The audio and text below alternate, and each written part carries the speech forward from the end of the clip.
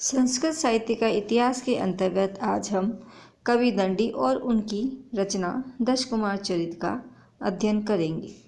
गद्य काव्य के लेखकों में सबसे प्राचीन कृतियाँ महाकवि दंडी की उपलब्ध होती है। दंडी ने काव्यादर्श दश कुमार चरित की रचना की। काव्यादर्श अलंकार शास्त्र का ग्रंथ है तथा दश कुमार चरित गद्य काव्य है। काव्यादर्श में गद्य काव्य की शैली एवं कथा वस्तु के संबंध में जिन नियमों का विधान किया गया है उनका पालन दश कुमार चरित में दिखाई नहीं पड़ता। अतः कुछ विद्वानों की धारणा है कि उक्त दोनों कृतियाँ दो भिन्न भिन्न व्यक्तियों की लेखनी से प्रसूत है, किंतु ऐसा प्रतीत होता है कि दंडी ने दश कुमार की रचना अपने साहित्यिक जीवन के प्रभात काल में की तथा काव्यादर्श की रचना प्रौढ़ प्रतिभा की प्राप्ति के पश्चात। दंडी की तीसरी रचना के संबंध में विद्वानों में मतभेद है। कुछ लोगों का कहना है कि दंडी की तृतीय रचना छंदो विचिति या कला परिच्छेद है, क्योंकि काव्यादर्श में इन नामों का उल्लेख है, पर उक्त दोनों नाम छंद शास्त्र संबंधी किसी भी ग्रंथ के हो सकते हैं। पिशेल महोदय ने निम्नलिखित दो आधारों पर मृच्छकटिक को भी दंडी की तीसरी रचना सिद्ध करने का प्रयास किया है। लीम पतियु तमोअंगानी वाला प्रसिद्ध पद्य काव्यादर्श तथा मृच्छकटिक दोनों में पाया जाता है। मृच्छकटिक तथा दश कुमार चरित का सामाजिक चित्रण एक सा है, अतः दोनों दंडी की रचनाएं हैं, परंतु भास के नाटकों की खोज के उपरांत पहला तर्क निराधार हो जाता है तथा दूसरे तर्क में भी औचित्य नहीं दिख पड़ता। कुछ पंडितों ने मल्लिका मारुत नामक नाटक को दंडी की रचना माना है, किंतु यह नाटक मालाबार प्रांत के उदंड रंगनाथ 1500 ईस्वी की रचना स्वीकृत हो चुका है।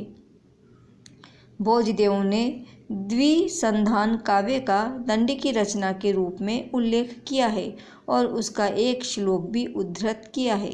सन 1934 में अवंती सुंदरी कथा नामक एक अपूर्ण गद्य काव्य प्रकाशित हुआ है।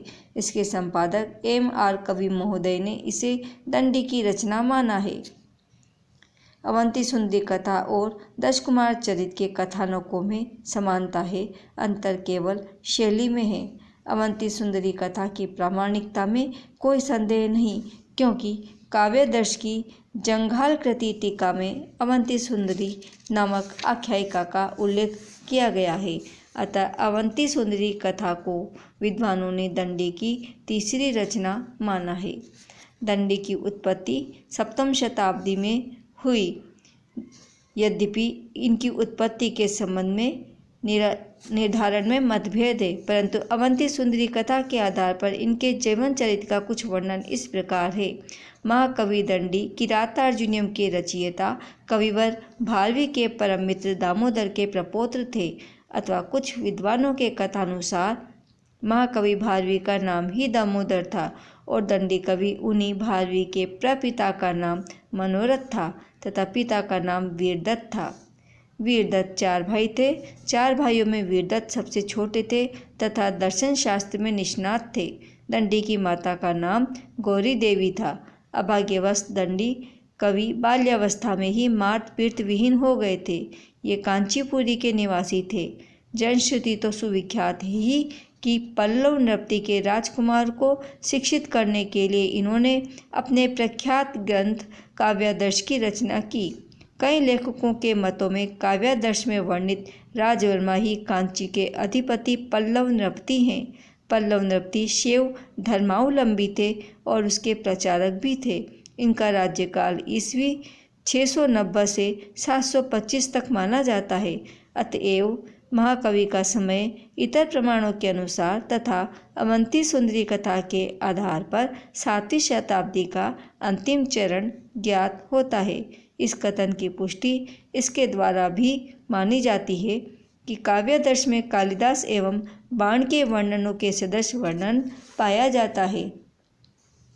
इस प्रकार इनका उत्पत्ति काल 7वीं शताब्दी ही माना जाता है। कवि दंडी की सुप्रसिद्ध रचना दश कुमार चरित है। दश कुमार चरित 3 भागों में विभाजित है। पूर्व पीठिका जिसमें 5 उच्छ्वास है, दश कुमार चरित जिसमें 8 उच्छ्वास है तथा उत्तर पीठिका। इनमें से केवल मध्य भाग अर्थात दश कुमार चरित ही दंडी की वास्तविक रचना माना जाता है। इतना तो स्पष्ट है कि आरंभ में दंडी ने संपूर्ण दश कुमार चरित की रचना स्वयं की होगी, किंतु किसी कारणवश इस ग्रंथ के आदि तथा अंत भाग नष्ट हो गए। इस पर दंडी के किसी भक्त ने, जो मूल ग्रंथ की शैली एवं कथा वस्तु से अवगत रहा होगा, पूर्व तथा उत्तर पीठिका जोड़कर ग्रंथ को पूर्ण बना दिया। समग्र मूल ग्रंथ में उपलब्ध होने पर भी किसी कुशल लेखक के बाद में नष्ट हुए भागों को तेलुगु से संस्कृत में पुनर्रूपांतर कर दिया गया। इस काव्य की भाषा ललित तथा मधुर है और साथ ही बाणभट्ट एवं सुबंतु कवि की भाषाएं सरल भी है। यह काव्य श्लेष अलंकार विहीन है। अन्य उपमा आदि अलंकार भी प्रचुरता में नहीं पाए जाते। इसका कथानक राजवाहन आदि 10 कुमारों की यात्रा विलास तथा अति रोचकता एवं सरलता पर आधारित है।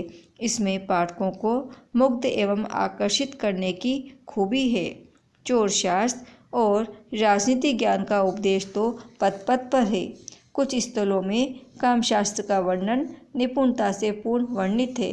कुछ इतिहास के पारंगत उसे अश्लील होने से दोषमय कहते हैं, किंतु साहित्य से वह वस्तुतः गुण ही है। बाण और सुबंधु कवि के सदस्य इस काव्य को वर्णित कथा भाग पाठकों के सदा स्मृति पटल में स्थायी रहता है। व्यवहारों की कुटिलताएं तो इसमें कूट कूट कर भरी हुई है। भाषा प्रयोग में महाकवि दंडी ने सुबंधु की उपेक्षा पाणिनीय व्याकरण का विचार रखा है। इनके काव्यों में लिट और लुंग लकार के प्रयोग व्याकरणानुसार है। ऐसे प्रयोग सुबंधु कवि ने अपने प्रसिद्ध काव्य वासुदत्ता में नहीं किए हैं। इसके पात्र इस प्रकार है। राजवाहन दत्त मगधाधीश राजहंस का पुत्र, सोमदत्त राजहंस के मंत्री सितवर्मा का कनिष्ठ पुत्र, सत्यवर्मा का पुत्र, पुष्पोद्भव के पुत्र रत्नोद्भव का पुत्र, अपार वर्मा मिथिलाधीश प्रहार वर्मा का पुत्र, उपहार वर्मा मिथिलाधीश प्रहार वर्मा का द्वितीय पुत्र, अर्थपाल धर्मपाल में सबसे छोटे पुत्र कामपाल का पुत्र, प्रमति सितवर्मा के पुत्र सुमति का पुत्र, मित्रगुप्त धर्मपाल के बड़े लड़के सुमंत्र का पुत्र, मंत्रगुप्त धर्मपाल के बीच के लड़के सुमित्र का पुत्र और विश्रुत पद्मोद्भव के ज्येष्ठ पुत्र सुश्रुत का पुत्र।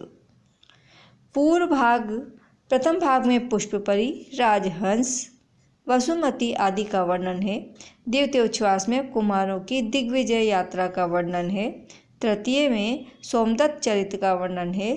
चतुर्थ में पुष्पोद्भव चरित्र का वर्णन किया गया है और पंचम में राजवाहन चरित्र का प्रारंभ होता है। उत्तर भाग में प्रथम उच्छ्वास में राजवाहन चरित्र की समाप्ति है। द्वितीय में अपहार वर्मा का चरित्र वर्णित है। तृतीय में उपहार वर्मा का चरित्र है। चतुर्थ में अर्थपाल का चरित्र, पंचम में प्रमति का चरित्र, षष्ठ में मित्रगुप्त का चरित्र, सप्तम में मंत्रगुप्त का चरित्र और अष्टम में विश्रुत चरित्र वर्णित है। उत्तर पीठिका में विश्रुत चरित्र की और ग्रंथ की समाप्ति की गई है। दश कुमार चरित्र में जहाँ कथानक विचित्र है, वहाँ उनके अनुरूप वर्णन शैली भी सरस एवं प्रवाहपूर्ण है। कहीं विलास का विकास हृदय को उन्मत्त कर रहा है, कहीं सौंदर्य का सौरभ अंतरात्मा को बेसुध बना रहा है, कहीं हास की कोमल लहरी मानस तल को अनूठे ढंग से तरंगित कर रही है।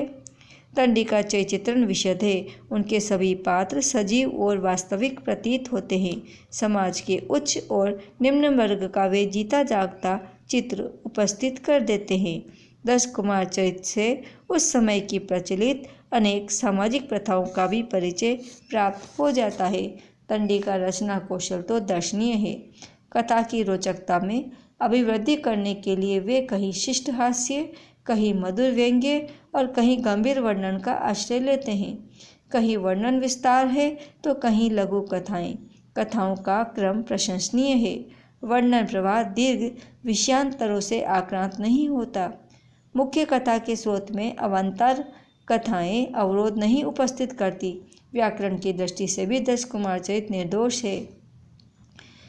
इसमें विशद चित्रण, नैसर्गिक शैली, बुद्धि विलास, शिष्ट परिहास, विषयांतरों की न्यूनता, रसानुकूल शब्द विन्यास, यथार्थ और आदर्श का सुंदर सामंजस्य आदि विशेषताएं दश कुमार चरित को संस्कृत गद्य साहित्य में विशिष्ट स्थान प्रदान करती है।